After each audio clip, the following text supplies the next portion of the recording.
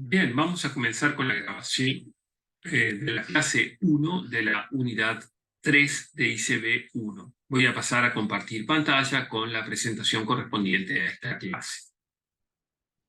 En la unidad 3 abordaremos el flujo de materia y energía dentro de la célula. Constituye, por lo tanto, una introducción al metabolismo, que es el conjunto de reacciones químicas que ocurren en un organismo. Los objetivos que nos planteamos para esta clase son poder predecir cuándo una reacción será energéticamente favorable en base al cambio de energía libre o delta G. Poder comprender que una reacción procede hasta que se alcanza la posición de equilibrio. En el equilibrio, la concentración de las moléculas reaccionantes no cambia, o sea, no varía. Nos interesará comprender que el delta G de una reacción depende de las características y de las concentraciones de las moléculas reaccionantes, y que puedan relacionar el delta G de reacción con el delta G estándar o delta G0 y las concentraciones de las moléculas reaccionantes. También nos importa que puedan relacionar el delta G estándar o delta G0 de una reacción con la constante de equilibrio y que puedan explicar cómo una reacción energéticamente desfavorable puede ser impulsada por una reacción favorable.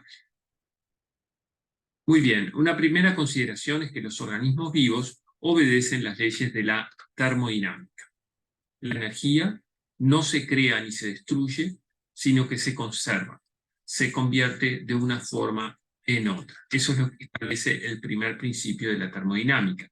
Ustedes saben, la termodinámica es el estudio de la energía y sus transformaciones. La energía, más globalmente, es la capacidad de realizar trabajo o de transferir calor. Entonces, el primer principio de la termodinámica nos dice que la energía se conserva, pero no nos dice nada de la dirección en la que se transfiere esa energía. Y eso sí lo establece el segundo principio de la termodinámica, que nos dice que la energía siempre fluye hacia una forma más dispersa de energía o de mayor entropía, de mayor desorden, si ustedes lo quieren. Los procesos siempre tienden al equilibrio, a un estado de mínima energía potencial. Muy bien, otro consideración un poco obvia que es importante realizar es que todas las formas de vida requieren energía para mantenerse y reproducirse. Las transformaciones químicas son esenciales para los organismos vivos, ya que permiten transformar la materia para obtener energía y sintetizar sus moléculas. Es decir, obtienen energía transformando la materia y a partir de eso, además, pueden sintetizar sus propias moléculas y realizar trabajo. Hay un par de cosas que queremos comentar. Recuerden que en alguna medida lo viviente se caracteriza por la capacidad de obtener energía y reproducirse de forma autónoma, es decir, por sí solo. Entonces, esa capacidad de obtener energía de forma autónoma está dada por esta conjunto de reacciones que permiten obtener energía del medio y transformar la materia.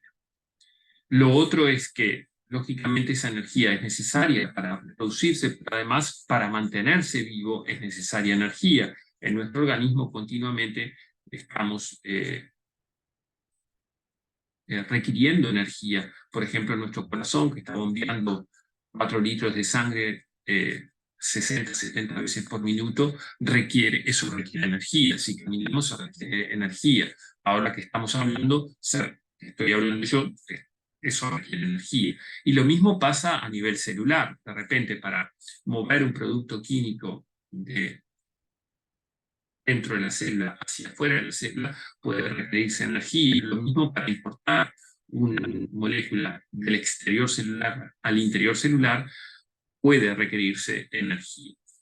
Entonces, las células pueden entenderse como un complejo sistema especializado en transformaciones de la materia y energía para mantener y reproducir un orden.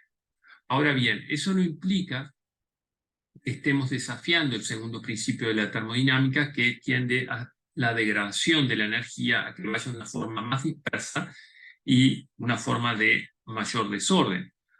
¿Por qué? Porque es posible mantener y reproducir un orden porque se desordena el universo alrededor de ese ser vivo, sea esa célula o ese organismo. Es decir, cuando nosotros ingerimos, por ejemplo, alimentos, vamos a estar desordenando esas moléculas de alimento y al mismo tiempo generando calor. Todo eso es un desorden, lleva al desorden del universo, de modo tal que no se contraviene a pesar de que se mantiene un orden y se reproduce un orden, el universo se desordena con todos estos procesos químicos. Bien, entonces podemos considerar a la célula como una industria química en miniatura. Estamos mostrando, voy a ver si puedo señalar, en esta imagen una serie de puntos y rayas. Lo primero que queremos aclarar acá, que eso es una representación muy simplificada del metabolismo de una célula, ¿sí? Donde cada punto representa un producto químico y cada raya es, en alguna medida, la reacción que conecta un producto químico con otro. Por ejemplo, si nos paramos en este punto que estoy señalando acá, como glucosa 6-fosfato, bueno, esta glucosa 6-fosfato está conectada es convertida en otro producto, que es la fructosa 6-fosfato, luego es convertido en otro producto, que es la fructosa 1,6-bifosfato, y así sucesivamente. Cada punto es un producto químico y cada raya es la reacción que conecta esos productos químicos. Entonces, hay una analogía acá con si ustedes incluyen ahí una analogía en alguna medida con el tránsito, con el tráfico, en el cual ustedes están viendo que, bueno, hay como vías metabólicas que convergen, vías que divergen, vías que son circulares. Acá, perdón, que me faltó comentar un poco, porque estoy como adelantándome en esto de la analogía, que por un lado el conjunto de reacciones químicas que ocurren en un organismo se denomina metabolismo, eso lo mencionamos recién, y las reacciones del metabolismo están conectadas, están en alguna medida encadenadas como si fueran líneas de producción, a las que llamamos vías metabólicas. Entonces acá estaba la glucosa 6-fosfato y esto en rojo es una línea muy importante para la obtención de energía de todos los organismos vivos. El primer punto rojo es la glucosa, luego tenemos la glucosa 6-fosfato que se convierte en fructosa 6-fosfato, como decimos, y en distintos productos acá tenemos el piruvato pasa a acetil-CoA y luego tenemos acá una vía metabólica cíclica. Entonces noten ustedes en esta analogía que hay puntos que, bueno, donde convergen y divergen numerosas reacciones. Si miramos acá, el piruvato, por ejemplo, está conectado con una variedad enorme de productos químicos. Otro tanto ocurre con el acetil-CoA, que está conectado con numerosos productos químicos. De modo tal que, haciendo esa analogía con el tránsito, podemos ver que hay vías metabólicas, decíamos, esas vías metabólicas son líneas de producción en la cual un producto químico se convierte en otro, otro en otro, otro en otro, y así sucesivamente. Y bueno, hay vías metabólicas que están conectadas con otras vías metabólicas, hay productos químicos en el cual convergen diversas vías metabólicas, en el cual divergen distintas vías metabólicas, así como tenemos calles principales, tenemos avenidas, tenemos calles de menor importancia en el tránsito de una ciudad.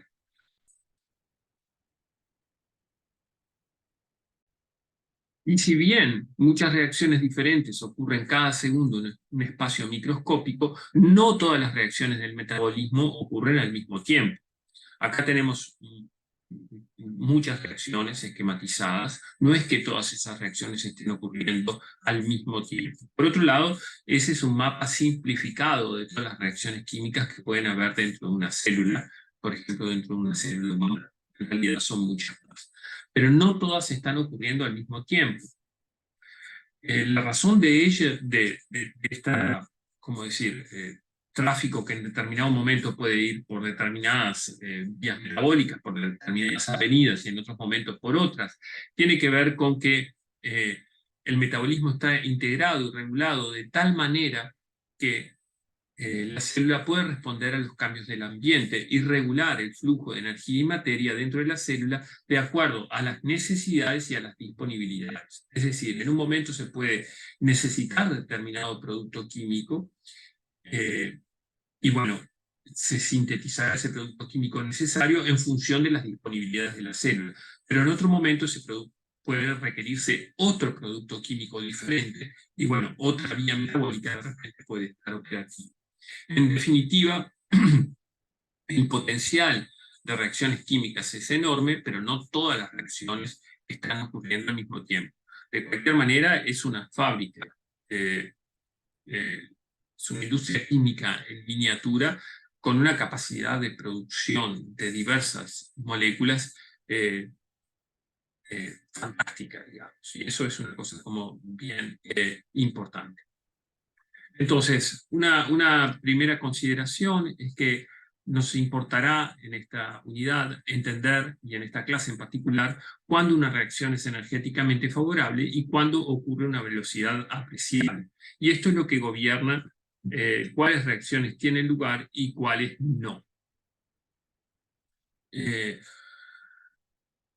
Sobre las reacciones químicas, entonces, haremos consideraciones termodinámicas y cinéticas.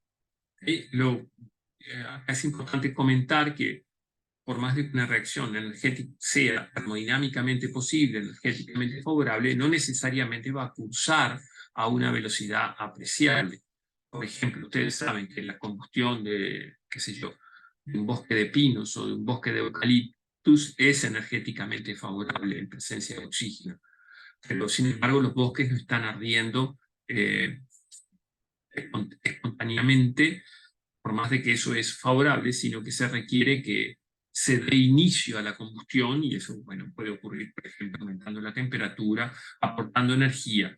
Pero si bien por sí solo es energéticamente favorable que un bosque entre en combustión o que una hoja de papel entre en combustión en presencia de oxígeno, eso solo ocurre si hay un aporte de energía. ¿Por qué? Porque por más que sea termodinámicamente favorable, cinéticamente hay una barrera que impide eso. Eso vamos a verlo en esta unidad.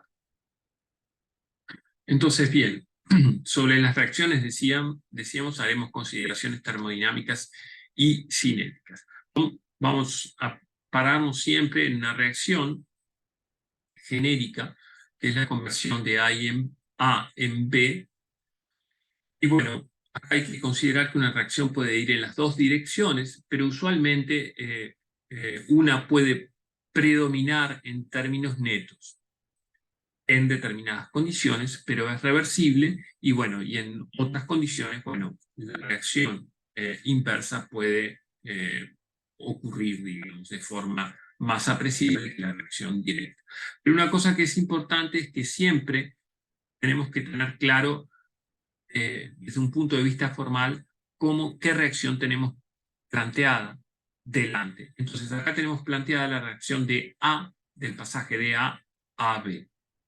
¿Sí? Esto nos va a quedar más claro a medida que avancemos en la clase. Entonces, algunas preguntas que nos haremos. ¿Esa reacción requiere o libera energía? ¿Qué es energéticamente favorable? Bueno, ¿el pasaje de A a B es energéticamente favorable o desfavorable? Vamos a ver también que si el pasaje de A a B es energéticamente favorable en determinadas condiciones, el de B a A será energéticamente desfavorable. ¿Cuán rápido ocurre esa reacción? Es otra consideración que vamos a hacer en esta unidad. Y también nos importará saber cuán lejos llega una reacción o cuán lejos está del equilibrio, que es el punto muerto en el cual ya no cambian las concentraciones de las moléculas reaccionantes. Una vez que se alcanza el equilibrio, las concentraciones de equilibrio de las moléculas reaccionantes no varían. Muy bien. Ustedes saben, las moléculas de una célula, bueno, están en un contexto que tienen energía, y tienen esa energía porque tienen energía potencial almacenada en sus enlaces que unen unos átomos con otros, y eso, bueno, hay una energía, enlace entre esos átomos, y además hay energía cinética debido a vibraciones, rotaciones, movimientos de las moléculas, ya que, bueno, lo viviente no está a una temperatura de 0 grados Kelvin, en el cual es la temperatura en la cual no hay movimiento. Entonces, al ser una temperatura ambiente, qué sé yo, de 25 grados o de 37, temperatura de 25 grados o de 37, lo que ocurre dentro de nuestras células, bueno, esas moléculas están continuamente vibrando, rotando, moviéndose, ¿sí? Entonces hay energía que proviene de los enlaces y hay energía cinética porque están rotando y moviéndose las moléculas. De esta energía total, cuando ocurre una transformación química, parte de la energía puede ser usada, es decir, puede ser utilizada para realizar trabajo útil. Otra parte se disipa en forma de calor, y eso hace que, bueno, siempre se pierda un poco de energía en cualquier transacción energética como forma de calor. Perderse es un decir, porque es una manera de decir, se transforma en una forma de energía que no puede ser utilizada para realizar trabajo. Usualmente esa forma es calor liberado al ambiente. Entonces, esta energía, la capaz de realizar trabajo, se denomina energía libre. La parte de la energía que no es usada se denomina entropía, ¿sí? El desorden. Bueno, entonces, para una reacción, la clave y lo que nos interesa es saber si la reacción procederá en la dirección escrita o en la dirección contraria. ¿Irá de A hacia B o irá de B hacia A? Tengo determinadas concentraciones de A y de B. A y B tienen determinados enlaces que conforman esas moléculas. Bueno, dadas las características de A y de B y de las concentraciones de A y de B, ¿qué ocurrirá? ¿Se dará el pasaje de A a B o ocurrirá la reacción inversa? Muy bien.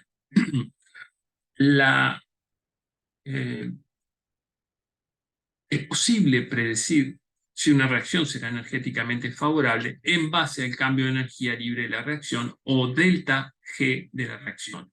Esto es G de productos menos G de reactivos, y es esta diferencia de energía libre la que determina si una reacción puede ocurrir tal como está planteada.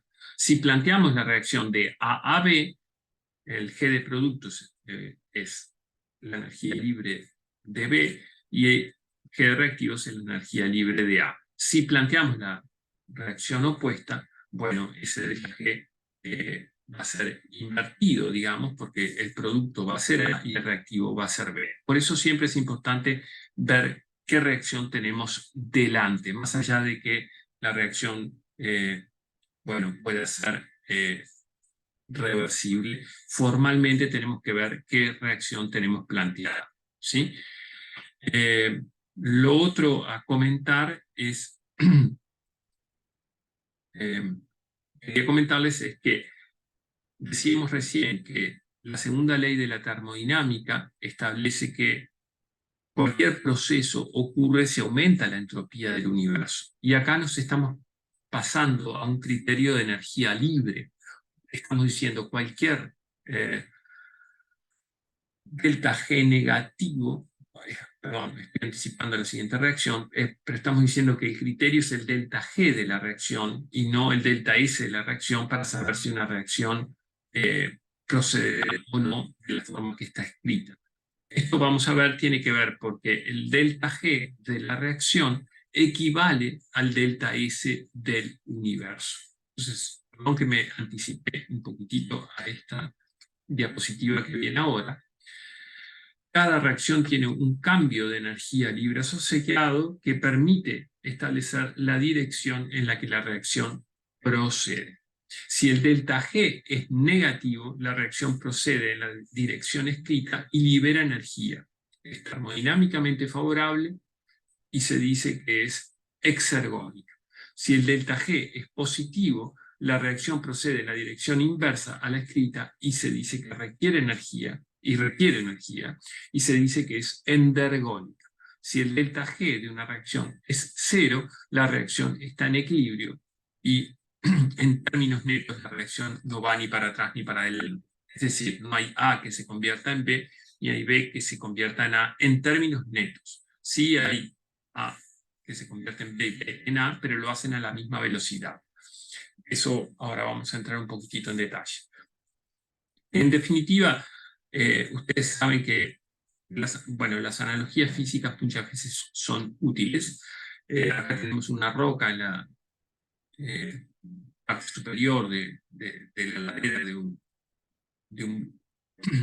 de un monte o de una montaña, si ustedes quieren, que tiene determinada energía potencial. Lo energéticamente favorable es que esa roca se caiga hasta que alcance la posición de equilibrio en el valle, ¿sí? Pero, en alguna medida, con las reacciones químicas, esa predicción es posible en base a la energía libre. Si la energía libre de A es mayor que la energía libre de B, para la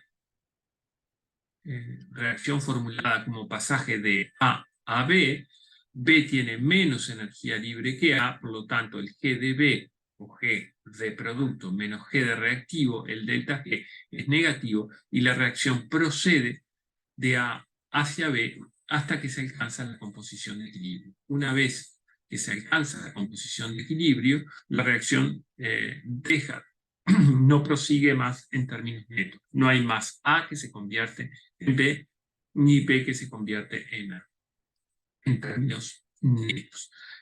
Como les comentaba recién, el delta G de una reacción es equivalente a hablar del delta G de una reacción al cambio entrópico del universo. ¿Por qué? Porque el cambio de energía libre de una reacción incorpora el cambio entrópico de la reacción, pero también el cambio entrópico del ambiente. Es decir, si una reacción, por ejemplo, libera calor, va a estar desordenando el medio en el que esa reacción ocurre. Entonces, por eso es que el cambio de energía libre lo podemos, es asimilable al cambio entrópico del universo. O sea, en un caso estamos hablando de delta G de la reacción y en el delta S del universo, que es positivo para cualquier proceso y por lo tanto el delta S, el cambio entrópico del universo, cuando ocurre una reacción química va a aumentar la entropía. Bueno, eso es equivalente a decir que el delta G de la reacción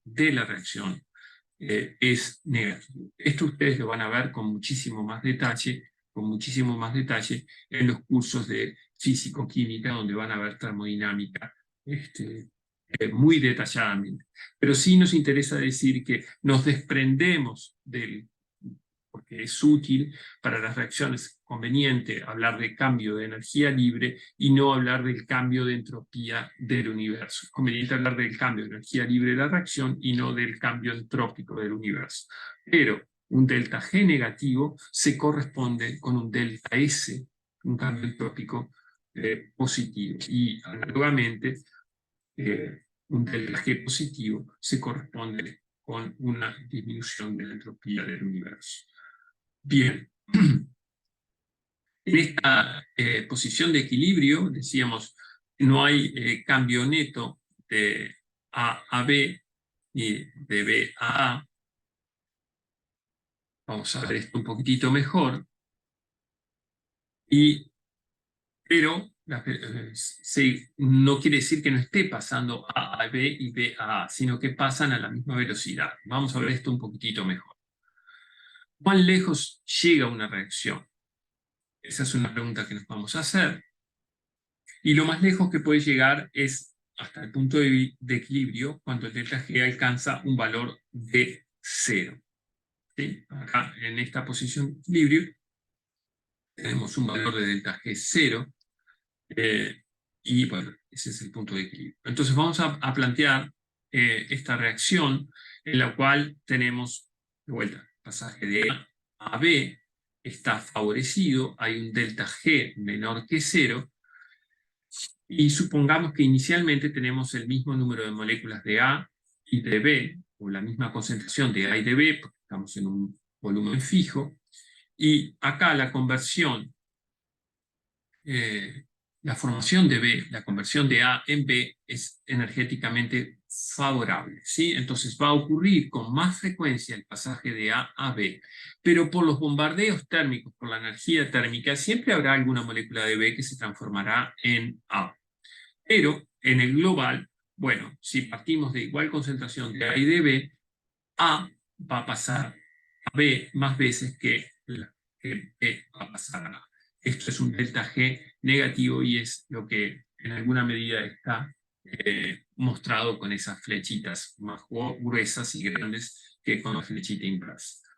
Entonces, si suponemos que inicialmente tenemos la misma número de moléculas, bueno, A va a pasar a B muchas veces, digamos, se dará muy a menudo, en cambio B a A se dará con menor frecuencia, puesto que requiere más energía de colisión para que la transición de A a B.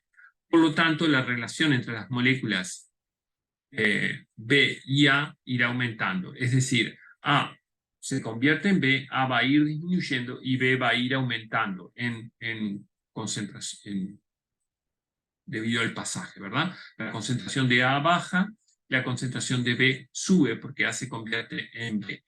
Y finalmente habrá un punto en el cual tenemos muy pocas moléculas de A y muchas moléculas de B.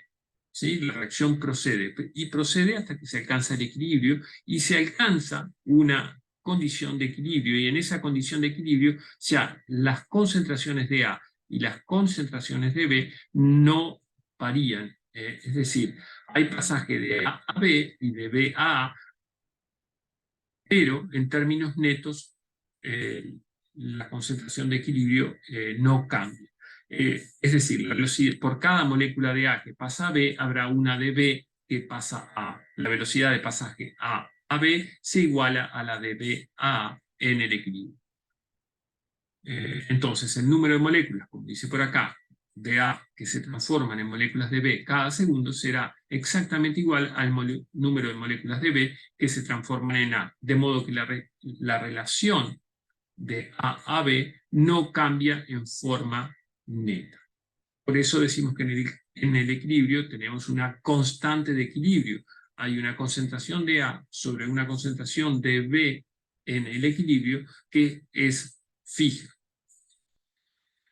Entonces, no quiere decir que no esté ocurriendo nada en el equilibrio, pero en términos netos no está ocurriendo nada.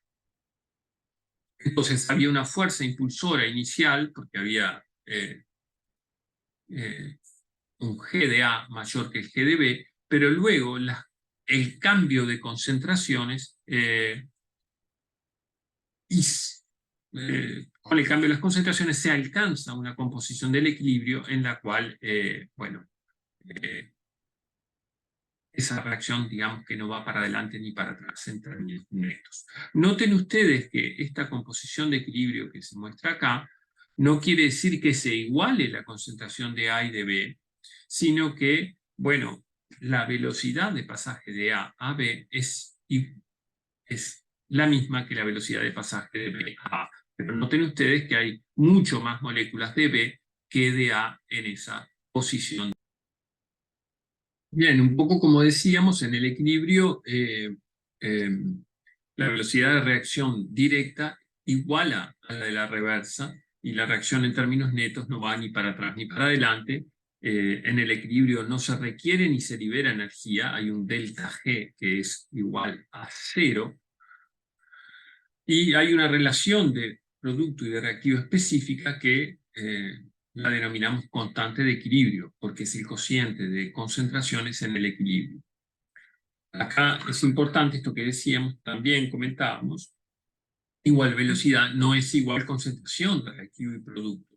Noten ustedes que en el equilibrio de este caso tenemos igual velocidad de conversión de A en B que de B en A, pero tenemos más B que en el equilibrio. En los organismos biológicos las reacciones rara vez alcanzan el equilibrio, sino que en general, bueno, por parte de lo que comentábamos, que todas las reacciones están encadenadas, continuamente se está convirtiendo un producto químico en otro y rara vez alcanzan el equilibrio. Bien, otro punto que nos interesa tener claro en esta clase es de qué depende el delta G de una reacción. Esto es algo bien importante, decíamos, porque el delta G es el criterio que nos dice si una reacción requiere o libera energía, si es termodinámicamente favorable o desfavorable. Entonces, ese cambio de energía libre depende de las características intrínsecas de las moléculas reaccionantes, de la concentración de reactivos y productos y de la temperatura. Acá, cuando decimos las características intrínsecas de las moléculas reaccionantes, lo que queremos decir es, bueno, qué enlaces están formando a una molécula y qué enlaces están formando a una molécula de reactivo y qué enlaces están formando a las moléculas de producto. Cuán estables son esas moléculas reaccionantes. Y eso tiene que ver con los enlaces con los que están formados esas moléculas. Entonces tenemos un componente que es intrínseco a las moléculas reaccionantes y un componente que tiene que ver con la concentración de esas moléculas. Entonces, para la reacción, el pasaje de A a B, tenemos que el delta G es igual al delta G estándar del pasaje de A a B. Este delta G estándar es el que depende de las características intrínsecas de las moléculas, más R, que es una constante positiva, por la temperatura en grados Kelvin. Por lo tanto la temperatura también es bueno, un término positivo, por el logaritmo neperiano de la concentración de B sobre la concentración de A. ¿Sí? Entonces acá tenemos dos términos en el delta G: el delta G estándar del pasaje de A a B, que va a depender de los enlaces de A y de los enlaces de B, y un término que depende de las concentraciones de las moléculas reaccionantes. Entonces, es este que está acá. Bien, noten ustedes que este término puede tener un signo y este otro signo positivo o negativo, y este también puede tener signo positivo o negativo dependiendo de que el logaritmo sea mayor que 1, este cociente sea mayor que 1 o menor que 1, ya que R por T es positivo. Noten ustedes que yo comentaba que depende del delta G estándar y de las concentraciones, pero el delta G también depende de la temperatura. Lo que pasa es que los efectos de las reacciones, por ejemplo, en las células nuestras, la temperatura siempre es constante, y como decimos acá, R es una constante positiva y el valor de R por T a 37 grados, que es lo que ocurre en el interior de nuestras células, es 0,616. Es un valor positivo. El cambio de energía libre se expresa en kilocalorías por mol. El delta G estándar, entonces, el delta G en condiciones estándares. ¿Cuáles son estas condiciones estándares? Bueno, cuando todos los reactivos y productos están a una concentración 1 molar y representa la tendencia intrínseca de la reacción. ¿Por qué? Bueno, porque si ponemos 1 molar de A y 1 molar de B, vemos cuál es la tendencia natural. Los estamos poniendo en alguna medida en igualdad de condiciones. Entonces, la reacción va a ir para donde naturalmente sea más estable el producto, bueno, y no va a depender de las concentraciones, porque vamos a tener que la concentración de B es 1 molar, la de A es 1, entonces este término es logaritmo de 1, y logaritmo de 1 es 0, entonces va a depender únicamente de las características intrínsecas de A y de B.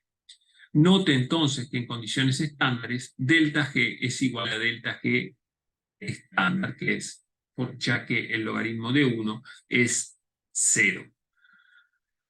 Entonces, bueno, resumiendo esto, el delta G depende de las características intrínsecas de las moléculas reaccionantes, eso lo establece el delta G0, y de un término que depende de las concentraciones. ¿Qué concentración hay de B? ¿Qué concentración hay de A? Eso pesa en el cambio de energía libre de una reacción. En el estándar, este término no pesa porque en el estándar estamos comparando concentraciones 1 molar de A y 1 molar de B.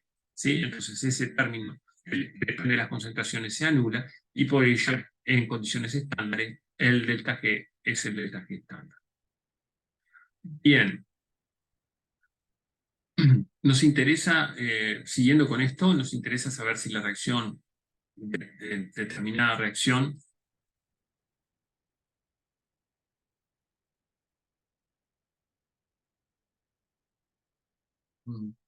disculpen que acá dice su función de compartir pantalla está en pausa.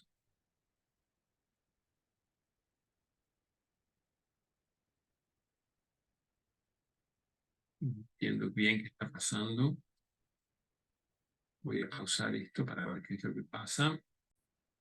Bien, no sé qué problema tenía ahí, que decía que estaba pausada el compartir pantalla. Espero que todo esté bien. Entonces, estábamos analizando de qué dependía el delta G de una reacción y decíamos que el delta G dependía del delta G0 de la B más RT logaritmo de B sobre A. Para esta reacción formal planteada de esa manera.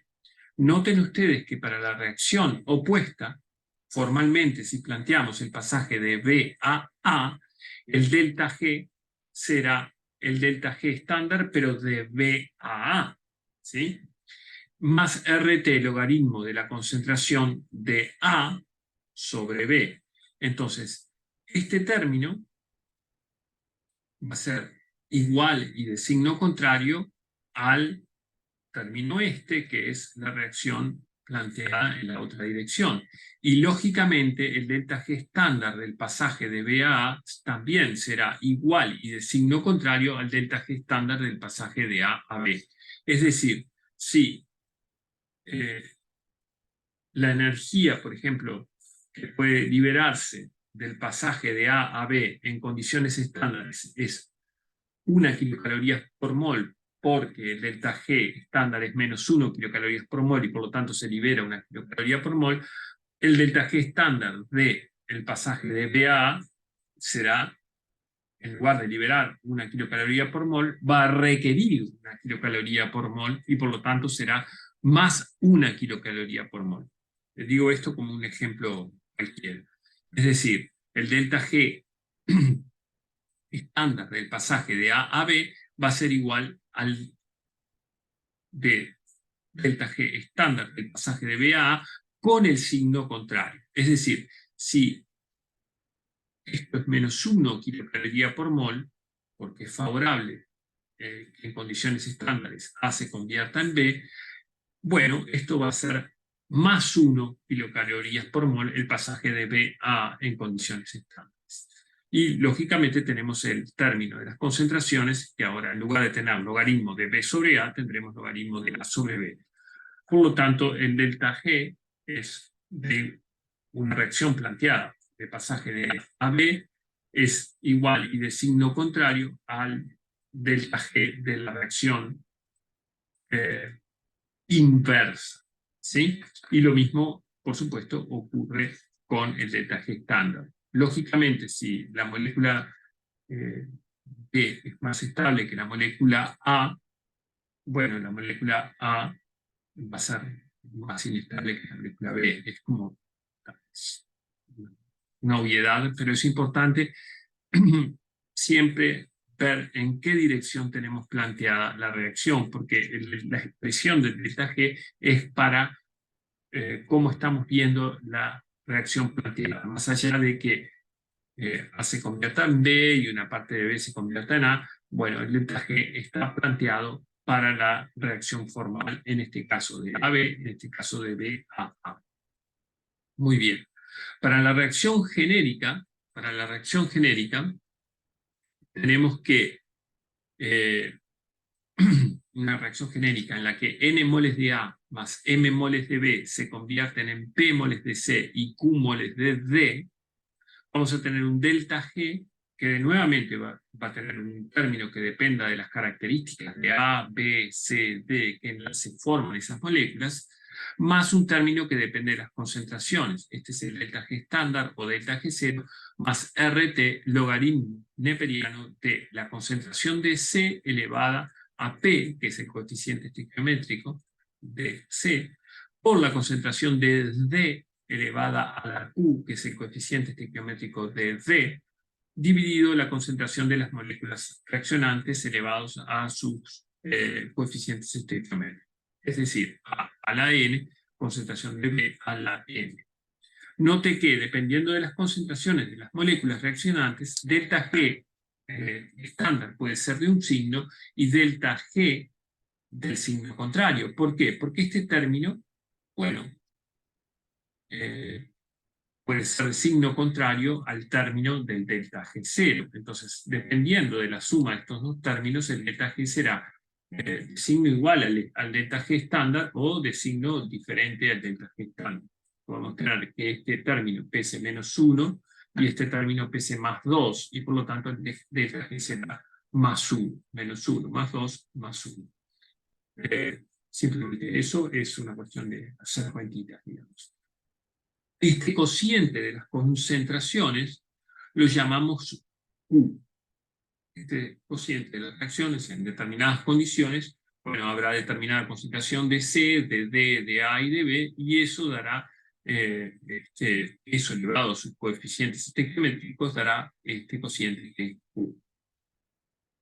Entonces, volviendo al equilibrio ahora, el delta G está directamente relacionado con la constante de equilibrio. Esto es algo bien importante para que ustedes retengan.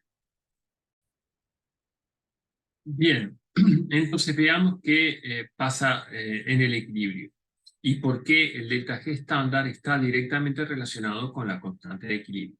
Nosotros, para esta reacción genérica, planteamos que N moles de A más M moles de B se convierten en P moles de C más Q moles de D, tenemos este delta G, que es delta G estándar más RT logaritmo de Q. Ahora bien, esta reacción procederá hasta que se alcanza el equilibrio, y en el equilibrio el delta G es igual a 0, decíamos. Una reacción en equilibrio no requiere ni libera energía, y las concentraciones se mantienen constantes.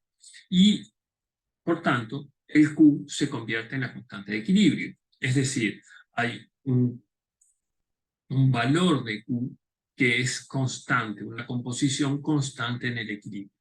Como el delta G es igual a 0, bueno, si hacemos la sustitución en condiciones de equilibrio, vamos a tener que delta G es igual a 0 y es igual a delta G0 más RT logaritmo de Q. Y por lo tanto, tenemos que delta G estándar es igual a menos RT logaritmo neperiano de la constante de equilibrio. Esto es igual a menos 0,616 logaritmo de la constante de equilibrio. Bueno, si seguimos haciendo cuentitas ahí, vamos a ver que la constante de equilibrio se relaciona con el delta G estándar. Va a ser E a la delta G estándar dividido 0,616. Esto es el exponente, ¿sí? De modo que delta G estándar se relaciona con la constante de equilibrio. La constante de equilibrio es una relación de la concentración de reactivos y productos en el equilibrio, y es una relación específica para cada reacción.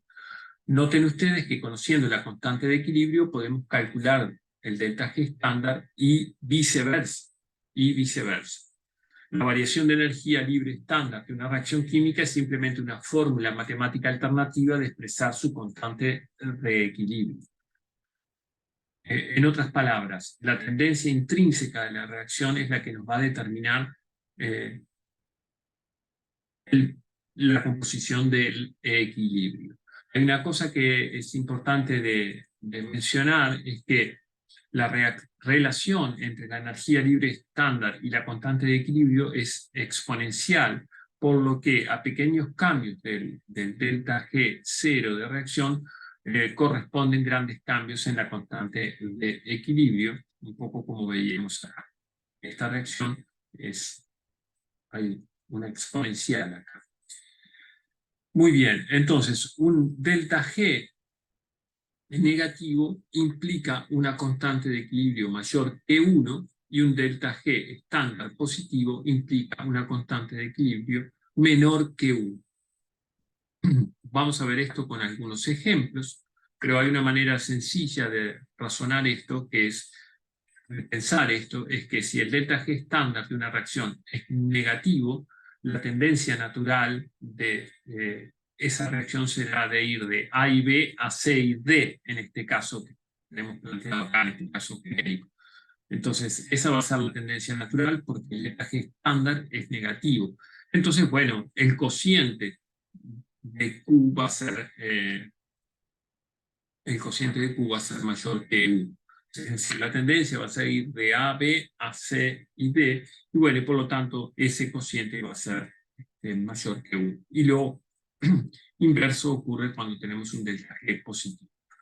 Esto ya decíamos, la constante de equilibrio es proporcional al delta G estándar, y bueno, está esa relación que es exponencial, por lo que pequeños cambios en el delta G0 implica las diferencias en la constante de equilibrio, y eso es lo que pretendemos mostrar acá, cómo varía la constante de equilibrio con el delta G estándar. Entonces, si tenemos una constante de equilibrio de 10 a la 5, es decir, hay 100.000 moléculas de B por cada molécula de A en el equilibrio, 10 a la 5 implica eso, 100.000 a 1, el delta G estándar es menos 7,1 kilocalorías por mol. Análogamente, si tenemos un delta G estándar de más 7,1 kilocalorías por mol, la relación es inversa, es decir, es 10 a la menos 5. Habrá una concentración de moléculas 10 veces mayor de A que de B en el equilibrio. ¿Sí? Esto es un poco lo que decíamos hoy, que si invertimos el cociente se invierte el signo.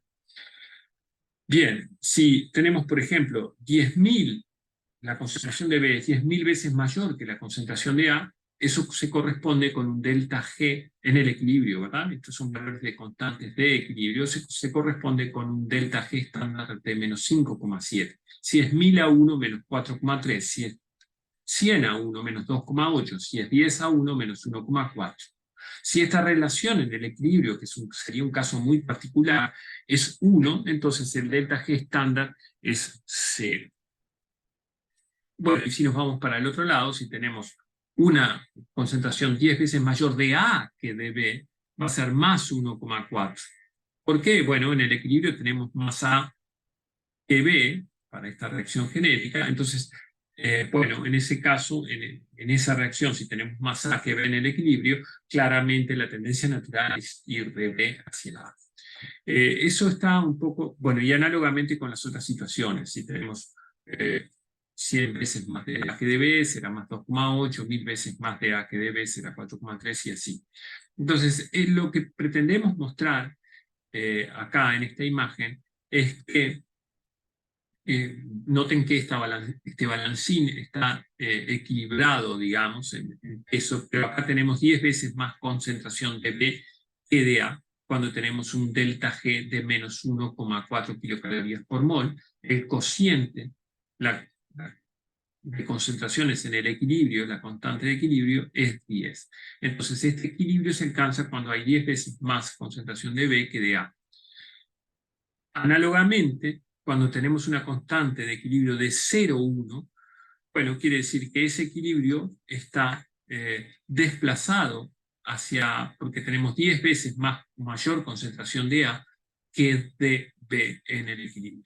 En este caso, el balancín, como el cociente es 1, tenemos igual concentración de A que de B en el equilibrio y el balancín está en el medio. Pero noten ustedes entonces la relación entre la constante de equilibrio y el delta G estándar, que, bueno, como decíamos, pequeñas variaciones en delta G estándar tienen un impacto importante en la constante de equilibrio porque hay una relación que es exponencial, que vincula a la constante de equilibrio con delta G estándar. Bien, entonces acá, volviendo a la constante de equilibrio y al Q, planteamos una reacción, en este caso una reacción genérica, en la cual tenemos nitrógeno gaseoso, hidrógeno gaseoso, para dar lugar a amoníaco gaseoso. Bueno, acá tenemos la energía libre, acá sí tenemos nitrógeno puro e hidrógeno puro, y acá tenemos amoníaco puro en este otro extremo. Bueno, vemos que hay un delta G que favorece la formación de amonía a partir de N2 más hidrógeno. Entonces, la reacción de N2 más hidrógeno formará amoníaco hasta que alcanza la composición de equilibrio. Bueno, acá tenemos Q menor que K, acá se alcanza Q igual a K, digamos, se alcanza la constante de equilibrio y la composición de equilibrio, y luego la reacción ya no prosigue, porque Q es mayor que K para esa reacción, y entonces no puede convertirse más nitrógeno e hidrógeno en amonía. Lógicamente, si partiéramos de amoníaco puro, bueno, esta reacción iría hacia nitrógeno e hidrógeno, porque en ese caso sería la reacción inversa y tendríamos, podría ir hasta el equilibrio, y bueno, una vez que alcanza el equilibrio, ahí no procede más. Entonces, bueno, para la reacción formal planteada de nitrógeno más hidrógeno para ir a amoníaco, bueno, es espontánea hasta que alcanza la composición de equilibrio, y luego, bueno, no prosigue la reacción. ¿Por qué? Bueno, porque en este caso tenemos Q menor que K, y acá se alcanzó la composición de equilibrio, y acá el Q mayor que K, eso es lo que hace que el delta G sea positivo. En la reacción inversa, bueno, si partiéramos de amoníaco puro, iría nuevamente hasta la composición de equilibrio y luego no podría remontar, digamos, ¿no? Bien. Pasando un poquito en limpio esto, en general, el delta G es igual al delta G estándar más RT logaritmo de Q. En el equilibrio tenemos que el delta G del equilibrio es igual a 0, por lo tanto es igual al delta G estándar más RT logaritmo de la constante de equilibrio, es decir, el cociente de concentraciones es la constante de equilibrio en condición de equilibrio, y esto es lo que permite relacionar la constante de equilibrio y el delta G estándar. En condiciones estándares, entonces no, en condiciones estándares, recuerden que el término de las concentraciones no pesa, ya que todas las moléculas reaccionantes están a concentración 1 molar, y entonces, bueno, delta G es igual a delta G estándar más RT logaritmo de 1, y por lo tanto, delta G igual a delta G estándar en estas condiciones, porque logaritmo de 1 es 0. Vamos a ver ahora un caso particular, que es la reacción de glucosa 1-fosfato, el pasaje de glucosa 1-fosfato a glucosa 6-fosfato. Esto es una molécula de glucosa que tiene un fosfato en el carbono 1 o un fosfato en el carbono 6. Si se deja que esa reacción alcance el equilibrio, vamos a tener 95% de glucosa 6-fosfato y 5% de glucosa 1-fosfato. En rosado están las moléculas de glucosa 6-fosfato, bueno, habrán 20 a 1, digamos, por esta relación de 95% de glucosa 6-fosfato y 5% de glucosa 1-fosfato, o 19-1, digamos, es en realidad más que 20-1. Entonces, hay algo aquí claramente importante a visualizar, que es que en el equilibrio tenemos mucho más glucosa 6-fosfato que glucosa 1-fosfato. Por lo tanto, si en el equilibrio tenemos más moléculas rosadas, llamémosle así, que pelotitas rosadas que pelotitas rojas, la tendencia natural de esa reacción es ir de glucosa 1-fosfato hacia glucosa 6-fosfato. ¿Por qué? Porque en el equilibrio termino con una concentración mayor de glucosa 6-fosfato. Y eso tiene que ver con lo que decíamos, ¿no? De la relación entre la constante de equilibrio y el delta G. Bien, esa es la relación en el equilibrio, pero bueno, podemos estar fuera del equilibrio y decir, bueno, ¿qué pasa fuera del equilibrio? Bueno, si estamos fuera del equilibrio y tenemos glucosa 1-fosfato pura, 100% de glucosa, esa reacción avanzará hasta la posición de equilibrio en el cual vamos a tener 95% de glucosa 6-fosfato y 5% de glucosa 1-fosfato. Es decir, la enorme mayoría de glucosa 1-fosfato se convertirá en glucosa 6-fosfato. ¿De acuerdo? Porque, bueno, alcanza la posición de equilibrio y ya no prosigue más. Entonces tenemos que si partimos de glucosa 1-fosfato, la enorme mayoría se convierte en glucosa 6-fosfato. Es decir que, bueno, la tendencia natural es ir de rojo a rosado. Ahora bien, en otra posición fuera de equilibrio, podemos pensar que partimos de 100% de glucosa 6-fosfato pura. Entonces, bueno, si partimos de glucosa 6-fosfato pura, bueno, dejamos que alcance el equilibrio y un 5% de esa glucosa 6-fosfato se convertirá en glucosa 1-fosfato. ¿Sí? Entonces, la posición de equilibrio no cambia, digamos. Uno puede partir de glucosa 1-fosfato y va a llegar a una relación 19-1, o uno puede partir del 100% de glucosa 6-fosfato y también va a llegar a esa misma relación. Simplemente acá, bueno, está, al ganar solo glucosa 1-fosfato, bueno, está extremadamente favorecido el pasaje de 1-fosfato a 6-fosfato, y acá el término de las concentraciones, a lo que todo es glucosa 6-fosfato y no hay glucosa 1-fosfato, esto hace de que, por más que intrínsecamente la glucosa 6-fosfato es más estable que glucosa 1-fosfato, bueno, esto igual habrá una molécula de cada 20 que se convertirá de glucosa 6-fosfato en 1-fosfato. ¿Sí? Porque es, bueno, es exactamente lo que estábamos diciendo, ¿no? Hay un término que depende, es el delta G del pasaje de A a B es igual al de B a A. Y hay un término que depende de las características intrínsecas de las moléculas. En este caso, la glucosa 6-fosfato es más estable que la glucosa 1-fosfato y por ello en el equilibrio hay más glucosa 6-fosfato, pero otro término que depende de las concentraciones, que puede hacer que la reacción en condiciones estándares no es favorable. Bueno, si ponemos solo glucosa 6-fosfato, un poquitito se va a convertir en glucosa 1-fosfato. En cambio, fuera del equilibrio, si ponemos solo glucosa 1-fosfato, la enorme mayoría se va a convertir en glucosa 6-fosfato.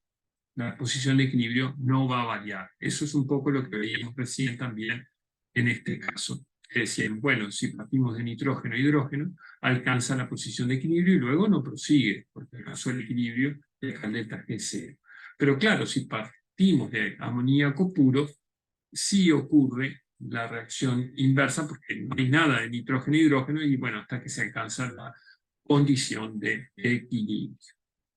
Muy bien, vamos a ver algunos ejercicios simples, un poco relacionados con esto. Dice, el ejercicio dice, cuando la reacción de isomerización glucosa 1P a glucosa 6P, 1-fosfato, 6-fosfato, alcanza el equilibrio, hay, lo que decíamos, 95% de glucosa 6P y 5% de glucosa 1P. Usted razona que el delta G estándar de dicha reacción será menor que 0, mayor que 0, igual que 0. No es posible deducir nada acerca del delta G estándar de la reacción. Bueno, recuerden, la reacción era 1 mol de glucosa 1-fosfato, da 1 mol de glucosa 6-fosfato, y en el equilibrio teníamos 95% de glucosa 6-fosfato y 5% de glucosa 1-fosfato. Por tanto, el cociente de B sobre A, glucosa 6-fosfato, sobre glucosa 1-fosfato, será 19, 95 sobre 5, digamos, será 19. ¿Sí? Hay mucho más glucosa 6-fosfato que glucosa 1-fosfato. Eso pueden hacer las cuentas, les va a dar un delta G negativo. De manera más intuitiva y de manera más simple, bueno, si en el equilibrio para esa reacción yo tengo más, que es A se convierte en B, tengo más B que A, la tendencia natural de esa reacción es ir de A hacia B, porque en el equilibrio tengo una mayor concentración de B. Y eso implica que el delta G estándar de ese pasaje es menor que 0. Pueden hacer la cuenta deduciendo el delta G estándar del valor de la constante de equilibrio, que, bueno, que la pueden determinar a partir de los porcentajes de glucosa 6-fosfato y glucosa 1-fosfato. Y ahora viene una pregunta aún más tonta, si ustedes quieren, pero para insistir con esto de la reacción directa y la reacción, formalmente la reacción planteada de una manera y el planteo de la reacción inversa. Cuando la reacción de isomerización ahora inversa, glucosa 6P a glucosa 1P, alcanza el equilibrio, de vuelta, lo mismo. Hay 95% de glucosa 6-fosfato y 5% de glucosa 1-fosfato. Entonces, ¿cómo razonan ustedes que será el delta G estándar de dicha reacción? Menor que 0, mayor que 0, igual a 0, no es posible deducir nada. Lógicamente, sí, en las condiciones estándares, podemos decir 1 molar de 6-fosfato, 1 molar de 1-fosfato, pero después resulta que terminamos con 95% de 6-fosfato y 5% de 1-fosfato, bueno, la tendencia natural es ir hacia 6-fosfato, ¿verdad? Entonces, la tendencia natural es que esto vaya hacia glucosa 6-fosfato y por lo tanto el delta G estándar será mayor que 0. Es lo mismo que razonábamos recién con la reacción inversa. En este caso, lógicamente, es favorable y el pasaje 6-fosfato, en este caso, lo favorable también es el pasaje 6-fosfato, pero como tenemos planteada la reacción inversa, el delta G estándar será igual y de signo contrario y por lo tanto mayor que 0. Delta G para algunas reacciones. Bueno, acá tenemos simplemente para dar idea de delta G de reacciones. Decíamos menos 1,7 kilocalorías por mol, el pasaje de glucosa 1-fosfato a 6-fosfato, era el que veíamos recién. Por lo tanto, de 6-fosfato a 1-fosfato será más 1,7, el delta G estándar. El delta G estándar de la hidrólisis de sacarosa a glucosa y fructosa, recuerden que la sacarosa es un disacárido formado por 2 monosacáridos, uno de glucosa y otro de fructosa, eso es menos 5,5 kilocalorías por mol. En general, las reacciones de hidrólisis están favorecidas en el medio acuoso como el biológico y tienen delta G estándar negativo. La hidrólisis del ATP a ADP más fosfato es menos 7,3 kilocalorías por mol, también está favorecido. Bueno, en definitiva, porque es más estable tener un fosfato lejos de los otros fosfatos y por eso porque las hidrólisis están favorecidas en medio acuoso. Esto es menos 7,3 kilocalorías por mol. Este es un paquete de energía interesante y por eso el ATP va a ser una molécula muy importante para todas las transacciones energéticas en el cerebro. La oxidación completa de la glucosa a anhídrido carbónico y agua da menos 600,86 kilocalorías por mol. Bueno, es un montón de energía. Por eso esto ocurre en pequeños pasos, como vamos a ver, porque toda esta energía junta, ya vamos a ver, no es conveniente, digamos, liberar toda esa energía de una. Las reacciones de hidrólisis son energéticamente favorables y, bueno, análogamente, si nos planteamos la reacción opuesta, la reacción de condensación es energéticamente desfavorable. Hay algo que decir es que las reacciones de condensación nunca ocurren a partir de glucosa más fructosa, justamente porque como requieren energía hay que activar a esa glucosa con alguna otra reacción o a la fructosa para sintetizar la sacarosa. La hidrólisis del ATP tiene un delta G estándar relativamente grande y esto tiene consecuencias importantes, como decíamos, una moneda de cambio, un billete energético sumamente útil. Bueno, otra consideración que queremos realizar es que al principio decíamos que las reacciones están muchas veces encadenadas, A se transforma en B, B en C, C en D y así. Entonces hay algo que es importante acá, que en las reacciones secuenciales el delta G es aditivo, es aditivo. Entonces imaginen que tenemos esta reacción de X e Y, que en el equilibrio, bueno, tenemos una mayor cantidad de X que de Y, una mayor concentración de X que de Y. Por lo tanto, el equilibrio este está desplazado hacia X, hay mayor concentración de X que de Y. Si vemos esta otra reacción, que es la conversión de Y en Z, el equilibrio ahora está muy desplazado hacia Z, porque en la posición de equilibrio hay bastante más moléculas de Z que de Y, muchas más moléculas de Z que de Y. Entonces, lo que muchas veces ocurre en los sistemas biológicos es que X se convierte a Y, y eso no está favorecido energéticamente, pero Y se convierte en Z. Entonces, y eso sí está muy favorecido energéticamente, y por lo tanto, el pasaje de Y a Z es lo que tironea en alguna medida el equilibrio de Chatelier. En la medida que Y desaparece a Z hace que X también desaparezca, porque X se transforma en Y y se está transformando en Z.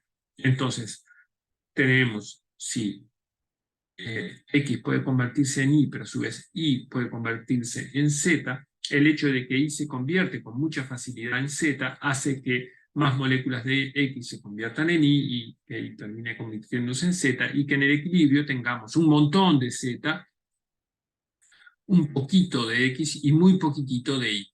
¿Sí? Entonces, en alguna medida, el equilibrio se está desplazando todo hacia Z porque esta reacción de pasaje de Y a Z está muy favorecida, entonces eso nos tironea también a la conversión de X a Z a través de Y.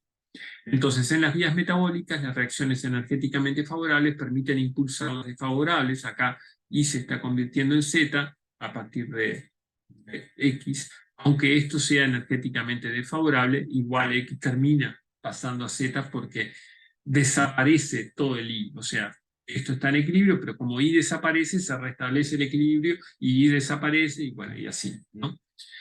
Veamos algún otro ejercicio. Dice, considere, muy sencillo este ejercicio, considere que los valores de delta G de 4 reacciones secuenciales de 1 a 4 conforman una vía metabólica en determinadas condiciones celulares son: para la reacción 1, menos 4 kilocalorías por mol, para la 2, menos 3,5, para la 3, menos 4,7 y para la 4, 0,2 kilocalorías por mol. ¿Cuál será el delta G de esa vía metabólica en las condiciones celulares para las que se dan esos valores? Bueno, si tenemos estos valores, bueno, hacemos la suma, porque es aditivo y esas reacciones son secuenciales y nos está pidiendo el delta G. Bueno, para las condiciones en las que los delta G de las reacciones son estos, el delta G de esa vía metabólica será menos 4, menos 3,5, menos 4,7, más 0,2. ¿Sí? Y entonces eso nos da menos 12 kilocalorías por mol, con la suma algebraica de esos talentos. Otra cosa que queremos comentar acá es que otra manera de impulsar reacciones energéticamente desfavorables es acoplarle una reacción energéticamente favorable. Entonces tenemos una reacción que es energéticamente cuesta arriba. Si le acoplamos una reacción que es energéticamente cuesta abajo, porque tiene un delta G negativo mayor al valor del delta G positivo de la que hay que impulsar, bueno, entonces este pasaje, por ejemplo, de X a Y, puede ser impulsado por el pasaje de C a D. Entonces, imaginen el caso de que I no puede convertirse en Z, en un caso imaginario, digamos, tenemos la reacción de X a Y, pero I no puede estar tironeado porque no pasa a Z. Bueno, de repente esta reacción puede ser impulsada por una segunda reacción energéticamente favorable, que es el pasaje de C a D. Mediante el acople de C a D, entonces, puede ocurrir la reacción de X a Y y el resultado neto es un delta G negativo. Ahora bien, acá hay algo que es importante comprender, que es lo siguiente. El acople es fácil de entender en términos físicos, mecánicos, digamos, ¿no? Y nos va a servir esta analogía para las reacciones químicas. Imaginen ustedes que, bueno, que se caiga una roca de la ladera de la montaña, es energéticamente favorable porque hay energía potencial arriba de la montaña, y esa energía potencial, bueno, posibilita que la roca caiga, se transforme en energía cinética, y cuando llega al piso, bueno, se genera calor por el golpe de esa roca, ¿no? Por el impacto de esa roca contra, eh, contra el valle de esa montaña.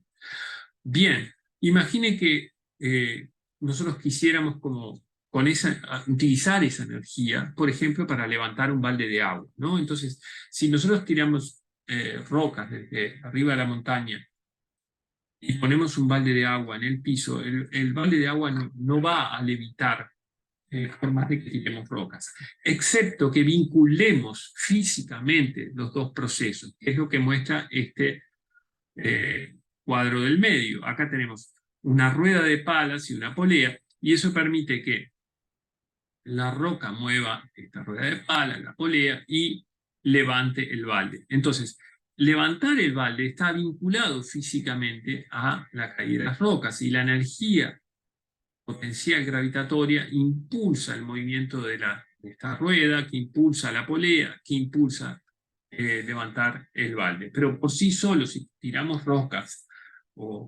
eso no va a levantar un balde de aguas, a menos que esos procesos estén vinculados. Análogamente, este balde de agua lo podemos utilizar para realizar trabajo útil en una máquina hidráulica si vinculamos esta energía a la producción, a una máquina hidráulica. Si no, no vamos a poder utilizar eso para realizar trabajo útil o para generar alguna forma de energía. Es decir, no sé, en el río Uruguay ustedes tienen la represa de Salto Grande, digamos. Ahora, ahí hay un montón de energía que está disipándose continuamente en movimiento y calor. Ahora, si ustedes ponen turbinas, como ocurre en la represa, eso es utilizado para generar electricidad. Pero tienen que estar vinculados esos procesos. Y lo mismo ocurre con las reacciones químicas. Imaginen la reacción de glutamato más amonio para dar glutamina. Esta reacción es energéticamente cuesta arriba, tiene un delta G de más 3 kilocalorías por mol. No está favorecida energéticamente. Entonces, podría ser impulsada por la hidrólisis del ATP, que el ATP más agua para dar ADP más fosfato, libera 7,3 kilocalorías por mol, es menos 7,3 kilocalorías por mol, en tanto esta reacción requiere 3,4. Es decir, que esta reacción podría ser utilizada para apagar energéticamente esta otra reacción. Si sumamos los delta G, esto da menos 3,9 kilocalorías por mol, entonces glutamato más amonio más ATP más agua nos puede dar glutamina más ADP más fosfato. Eso puede pasar. Ahora, si nosotros en un tubo de ensayo ponemos glutamato, amonio, ATP y agua, no se forma glutamina, no se forma glutamina. ¿Por qué? Porque necesitamos acoplar una reacción, vincular físicamente una reacción a la otra. Y eso es lo que hacen las enzimas, vamos a seguir viendo este tema, y tenemos que en una reacción 1 hay una enzima que permite fosforilar al glutamato para dar glutamilfosfato más ADP. Y la enzima 1 permite acelerar esta reacción en la cual el glutamato es llevado a un nivel energético superior para dar el glutamilfosfato, un intermediario reactivo. Y luego este glutamilfosfato, por una segunda enzima, puede reaccionar con amonio para dar glutamina más fosfato inorgánico. Entonces, las enzimas son las que físicamente están vinculando las dos reacciones. Noten ustedes que en la reacción 1 vincula el glutamato con el ATP para producir ADP más glutamilfosfato, y la enzima 2 vincula el glutamilfosfato con el amonio para dar glutamina más fosfato. Entonces, las enzimas, además de acelerar reacciones químicas, nos permiten esta función muy importante que es acoplar una reacción. Esto se llama acople energético, en la cual una reacción energéticamente favorable es acoplada a una desfavorable.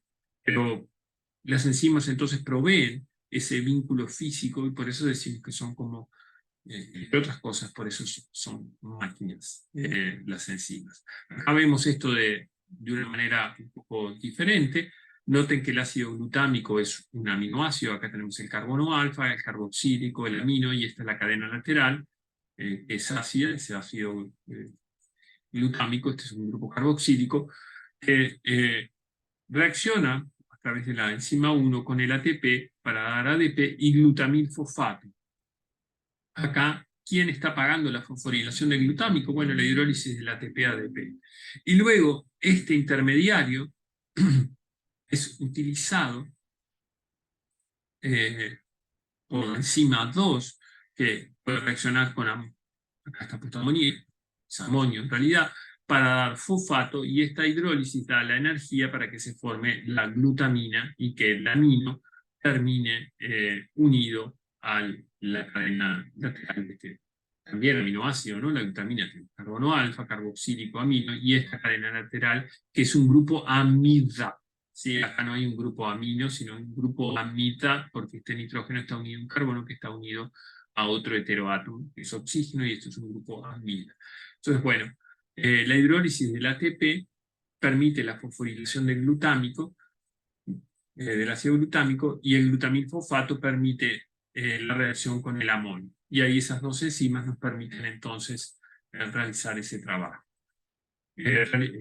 Impulsar esa reacción energéticamente desfavorable. Bien, entonces, en la célula el acople es posible por una serie de transportadores activados que pueden almacenar y transferir energía. Podemos verlo de esta manera un poco abstracta: una molécula de alimento rica en energía, bueno, puede extraerse energía por oxidación de esa molécula. En general, cuando degradamos moléculas de alimentos, estamos hablando de catabolismo, y eso libera energía, y esa energía es almacenada en determinados transportadores, y luego esa energía, que son en este caso representados por camioncitos, y luego esa energía es utilizada para impulsar reacciones energéticamente desfavorables de biosíntesis, en la cual una molécula es utilizada para generar las moléculas necesarias para la célula, y esto es lo que en esta biosíntesis hablamos de anabolismo. Entonces, la energía liberada por la oxidación de los alimentos es almacenada en forma de energía de enlace químico en un pequeño grupo de moléculas transportadoras activadas que difunden, y su energía puede ser utilizada para impulsar reacciones desfavorables y realizar trabajo. El ATP es el principal transportador activado de las células. Tenemos una molécula combustible que, de ser oxidada, puede impulsar la síntesis de ATP a partir de ADP más fosfato, esto es cuesta arriba, y luego el ATP puede ser utilizado para sintetizar productos químicos que, en reacciones que son energéticamente cuesta arriba, y la hidrólisis del ATP a ADP más fosfato es lo que paga ese costo energético. Este es un ciclo fundamental, el de la síntesis de ADP más fosfato para dar ATP, y la hidrólisis del ATP para ADP más fosfato, fundamental en los seres vivos. Muchas transformaciones de materia y energía están asociadas a este ciclo. Hay algo acá que olvidé de mencionar y lo voy a traer a cuento ahora porque es muy importante, y es el hecho que en estas, decíamos, esta reacción tiene menos 7,3 kilocalorías por mol, puede impulsar, libera 7,3 kilocalorías por mol, puede impulsar esta de más 3,4 kilocalorías por mol. Hay una pregunta clave acá que nos tenemos que hacer es, ¿qué ocurre con el vuelto energético? Porque nos sobran 3,9 kilocalorías por mol. ¿Qué pasa con esas 3,9 kilocalorías por mol? Bueno, y la respuesta ahí es importante, porque ese resto energético se disipa como calor, se disipa, se pierde. Por eso es muy importante esta moneda de cambio energético, porque es un billete energético, digamos, en alguna medida estamos utilizando la analogía con moneda de cambio energética muy útil, porque volviendo a la analogía con el dinero, si nosotros tenemos un billete, imaginen, de 2.000 pesos y subimos al ómnibus y no nos dan el vuelto, bueno, vamos a perder un montón de plata, digamos. Entonces, lo mismo ocurre en las reacciones químicas. Si tenemos un paquete de energía razonable, no vamos a perder tanta energía. Si tenemos un paquete de energía que es enorme para pagar por una reacción que necesita muy poco, vamos a perder mucha energía. Entonces, el ATP permite justamente es un paquete de energía, además un paquete de energía múltiple, como vamos a ver en breve, pero perdón, que no se pierde tanta energía. ¿Sí? Acá se pierde 3,9 kilocalorías por mol, pero no estamos pagando con la oxidación completa de la glucosa que libera 690 kilocalorías por mol. ¿Sí? Ahí perderíamos un montón, digamos. Entonces, bueno, ¿por qué entonces el ATP es la moneda energética de los seres vivos? Bueno, es conveniente, es un paquete de energía interesante que almacena energía en los enlaces fosfoanhídridos. Recuerden, acá tienen el ATP es un nucleótido, acá está la adenina, que es la nucleobase, o base seca si lo prefieren, pero mejor decirle nucleobase, el azúcar, que es la ribosa, y tenemos 1, 2, 3 grupos fosfato. La adenina más la ribosa es el nucleósido que se llama adenosina, y luego podemos tener un fosfato, adenosina monofosfato, 2 fosfato, adenosina difosfato, 3 fosfato, adenosina trifosfato o adenosin trifosfato. Acá fosfato con fosfato es enlace fosfanhídrido, fosfato con fosfato, enlace fosfanhídrido, fosfato con alcohol, enlace fosfoéster. Entonces hay 2 enlaces fosfanhídridos, un enlace fosfoéster. Entonces hay como distintas maneras de utilizar la energía que está en el ATP. La hidrólisis de estos enlaces es hexargónica del fosfanhídrido y libera una cantidad relativamente grande de energía que puede ser utilizada para romper o formar otros enlaces. Bien, seguimos con alguna preguntita más. Una reacción posee un delta G estándar de 0,5 kilocalorías por mol y en condiciones celulares tiene un delta G de menos 0,5 kilocalorías por mol. O sea, en condiciones estándares 0 positivo en 0,5. En condiciones celulares, menos 0,5 kilocalorías por mol. Usted razona que la reacción es termodinámicamente favorable en condiciones estándares, desfavorables en condiciones celulares, favorables en condiciones estándares y condiciones celulares, desfavorable en condiciones estándares, favorables en condiciones celulares, desfavorable en condiciones estándares y en condiciones celulares. Entonces, bueno, si el delta G estándar es 0,5 kilocalorías por mol, en condiciones estándares es positivo, eso es desfavorable. Y si en condiciones celulares es menos 0,5 kilocalorías por mol, en condiciones celulares es favorable. ¿Por qué? Porque, bueno, las concentraciones se están mandando y están haciendo que el delta G se vuelva negativo. Entonces la respuesta correcta es que es desfavorable en condiciones estándares, porque es más 0,5 kilocalorías por mol, y favorable en condiciones celulares, o sea, la opción C. Ahora dice la siguiente pregunta: considere el delta G estándar de la reacción que se muestra debajo, el pasaje de glucosa 6-fosfato a fructosa 6-fosfato. Hoy veíamos el glucosa 1-fosfato, glucosa 6-fosfato. Ahora dice, el pasaje de glucosa 6-fosfato a fructosa 6-fosfato es más 0,3 kilocalorías por mol. El pasaje de el delta G estándar. Entonces, si tiene este delta G estándar positivo, este pasaje, ¿cómo razón ustedes serán las concentraciones de glucosa 6-fosfato y fructosa 6-fosfato en el equilibrio? Hoy teníamos un ejercicio en el cual hacíamos deducir el delta G estándar de las concentraciones en equilibrio. Acá estamos al revés, del delta G estándar, deducir qué pasa con las concentraciones en el equilibrio.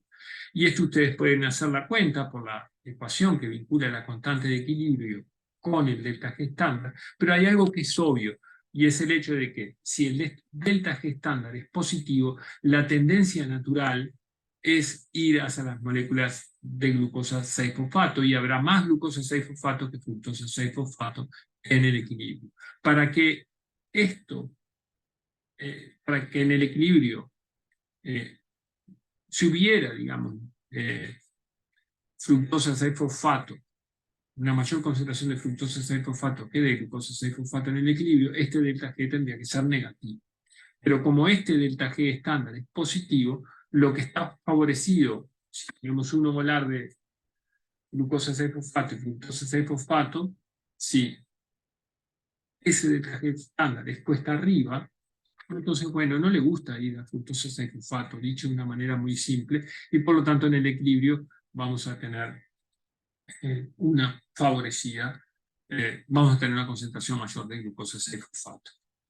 Y análogamente, para la reacción inversa sí estaría favorecido, porque la reacción de fructosa, si la planteáramos como fructosa 6-fosfato a glucosa 6-fosfato, sería menos 0,3 kilocalorías por mol. Entonces, ¿cómo razona usted que serían las concentraciones de glucosa 6-fosfato y fructosa 6-fosfato en el equilibrio? Bueno, ya dijimos, delta G positivo, bueno, va a haber más glucosa 6-fosfato que fructosa 6-fosfato en el equilibrio, por lo tanto van a ser diferentes y la concentración de glucosa 6-fosfato será mayor que la de fructosa 6-fosfato. La opción C es la correcta. Vocabularios y conceptos a retener. Bueno, energía libre y energía libre estándar, delta G y delta G0, equilibrio químico y constante de equilibrio, vinculación de delta G estándar y constante de equilibrio, vía metabólica, aditividad del delta G, acople energético de las reacciones y el ATP como molécula energética de la vida.